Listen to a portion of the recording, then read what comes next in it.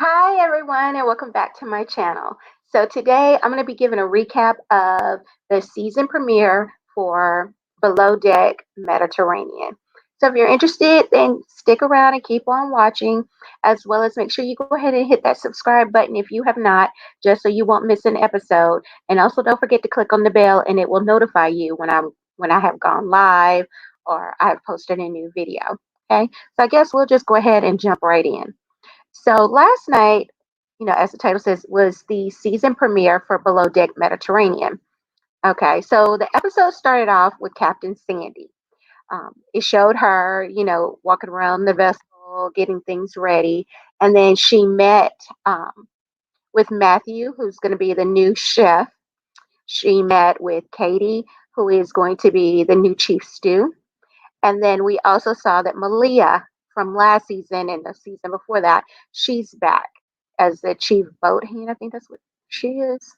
Okay, so that's how the episode started out. They're all talking, getting acquainted, um, walking around the ship, getting to know each other, because Katie and Matthew have never worked for Sandy before.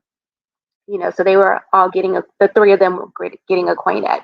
Okay, and so the other boat hands and the rest of the boat staff show up, and they're all, walking around. Some of them are new to a vessel that big. So, they were just kind of commenting on that, trying to figure out how they were going to learn what their duties are um, aboard the ship. All right. So we see that Matthew has ordered a bunch of provisions, just a whole bunch of groceries for the ship. And Captain Sin had even said something about it. He said he wanted to make sure they were fully stocked up. So technically, they were actually delivering pallets to to the dock for them. Okay, so as they were bringing in provisions, Matthew, the new chef, he actually hurts his knee. He hurts himself. And so he continued to move on. He didn't mention anything to Sandy, which you're on the job. You should mention, you know, to the captain of the ship that you've gotten injured, but he didn't. So they, of course, they lay down for the night because in a few hours they're going to have their first charter guest show up. So Matthew, he doesn't go to sleep at all that night. He says he has like anxiety or whatever. He couldn't sleep that night. He gets up and he walks around in the kitchen or the galley, and he's just kind of walking around there. And, he just seems like something's bothering him. So he pulls Captain Sandy to the side and he tells her that he doesn't think he can do this. He tells her, he's just not ready to do this. And, Captain Sandy starts, of course, asking him questions, and you can see the terror on her face because her captain, I mean, not her captain, I'm sorry, her chef is saying he can't do this. He can't cook, I guess, can't handle this charter. And so, she asked him, as she should, what can she do to help him? So he tells her he thinks he needs, MRI, he needs some x-rays, and so she lets him know she's going to get him set up with all of that. And so she does. She calls in and I'm not for sure who it is she calls into though, but she calls in and she basically lets them know that she needs, her chef on board has hurt himself and that he needs, medical assistance, needs like an x ray or MRI. And as he's talking to Sandy, Malia walks up. And she hears the conversation and they repeat what has been said. And so Malia's like, "How bad are you hurt?" He's like, "I'm hurt real bad." She's like, "Can you stand on it?" And he's like, "No, I can't stand on it without being in excruciating pain." Okay, so you could tell Sandy, she's flustered, which as she should be. She has guests arriving in a couple of hours onto the ship. So um, so they show like Matthew going to the dock and he's waiting for his medical help to come and get him. And so the guests arrive. And so Sandy, she did do the right thing where, I'm sorry, I jumped ahead. Okay. So what Matthew has agreed to do is prepare lunch. So at least they have lunch and he should be back by dinner. Okay. So they've got this nice spread for the guests. So when the guests arrive, Sandy does let them know that, hey, our chef has injured himself and um, he should be back by dinner time. He has prepared lunch, so we do have lunch here for you guys. So so with that, the guests kind of joking around. Even though I kind of felt like she wasn't really joking, but she kind of said it in a way where it came off kind of jokish. She's like, "Well, y'all need to give me a tip if there's no chef here." Right. So and then like the charter guest, she also pulls to the side. I think it was Katie, and she tells her, "Okay, they were gonna have they want to get married on this charter, on this yacht, and they also want to have a bachelorette party, a bachelor and a bachelorette party. And so they wanted the party to have a neon theme. So she gives her some different party decorations that she would like use for tonight's dinner, right? Okay, so dinner time is coming up on them.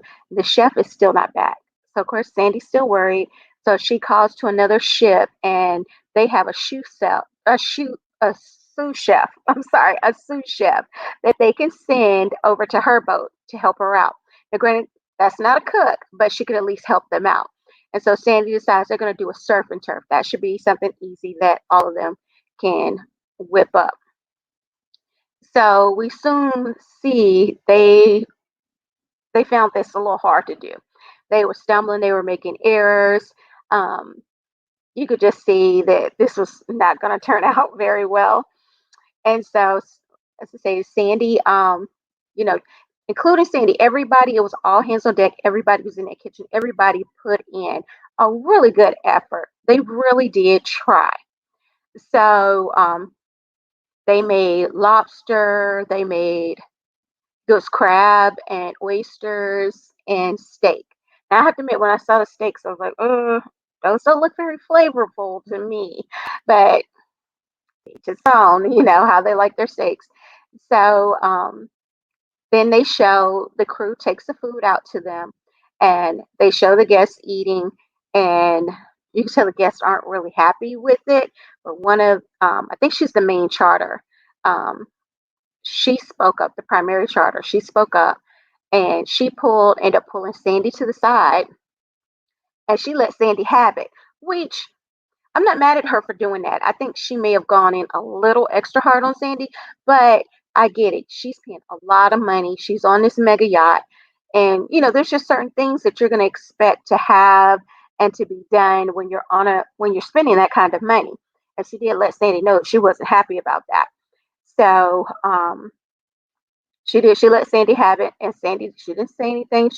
She took it all in, which I can appreciate that. When you know that you have not done your best, um, and given your client what it is that they wanted, I can certainly understand, that she was quiet, and that was the best thing that she could do is be quiet and apologize, and then try um, to do whatever you can to make it better.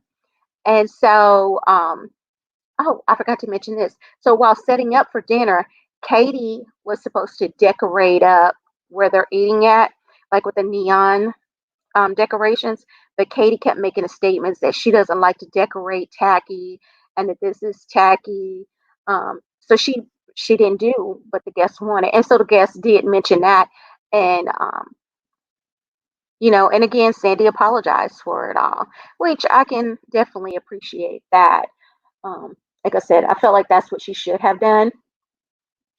And so that was pretty much the gist of this episode. There was one little part that I found a little humorous. There's a guy named Lloyd that's working on the ship. And so they usually have on their like red shirts when they're working on the boat, when they're actively like working, doing like more some manual labor on the ship. So they have on these red shirts.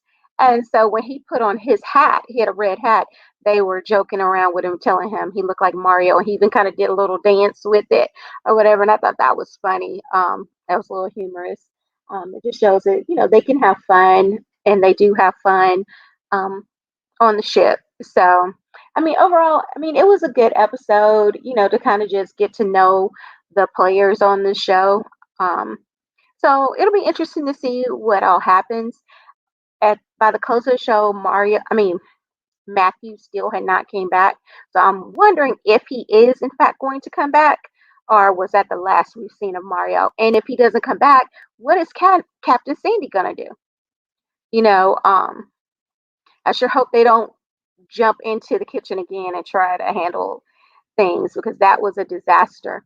But Captain Sandy, she did make some good points. Like when the show was taped, COVID was going on. So she couldn't just call and ask somebody to come on board and take over, because she was saying that even if she calls a chef, they have to quarantine for like 7 days before they're allowed to come on board.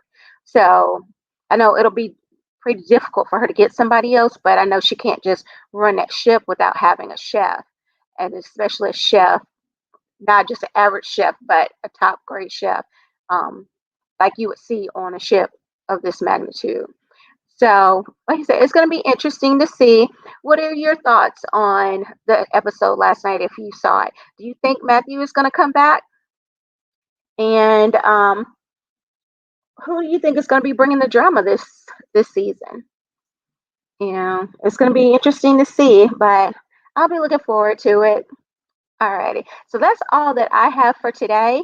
Um, just be sure to leave me any comments with any questions or any thoughts that you had on last night's episode. All right, and make sure you don't forget to hit the like button down below and the subscribe button as well. As always, thank you for stopping by.